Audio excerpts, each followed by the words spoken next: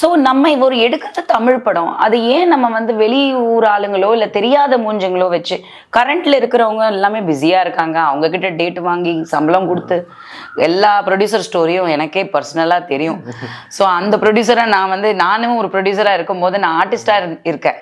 So எனக்கு பிரச்சனைகள் தெரியும் போது நம்மளும் போய் அதுலேயே மாட்டுறதுன்றது வந்து so I wanted to give opportunity to people who deserve that opportunity. இன்றைக்கும் அவங்க சோஷியல் மீடியாவில் எல்லாத்துலேயுமே ட்ரெண்ட் ஆகிற ஆளுங்க தான்.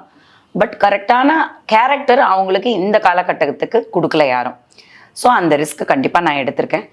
அண்ட் ஐ திங்க் அது வந்து கண்டிப்பாக பேசப்படும். ஏன் அப்படின்னா நமக்கு ஏன் இவங்க வந்து வாய்ப்பு கொடுக்கல அப்படின்னு எல்லாருக்குமே தோணும், எனக்குமே தோணும். இந்த கேரக்டர் நான் பண்ணியிருக்கலாமே, ஏன் எனக்கு இந்த ஆப்பர்ச்சுனிட்டி கிடைக்கல. இதுக்கும் நான் இண்டஸ்ட்ரியில் இவ்வளோ ஃபேமஸாக இருக்கேன், கரண்ட்டில் இருக்கேன், எல்லாரோடையும் பர்சனலாக கனெக்ட் தான். மீனிங் ரெகுலராக நான் யார்ட்டையுமே பேசுறது இல்லை, பட் எல்லாருக்கும் எனக்கு தெரியும். அண்ட் பிக் பாஸ் அப்போவும் எல்லாரும் வந்து என்னோட ஷோவை பார்த்து ரசிச்சிருக்காங்க, அது எல்லாமே நான் கேள்வியும் பட்டிருக்கேன்.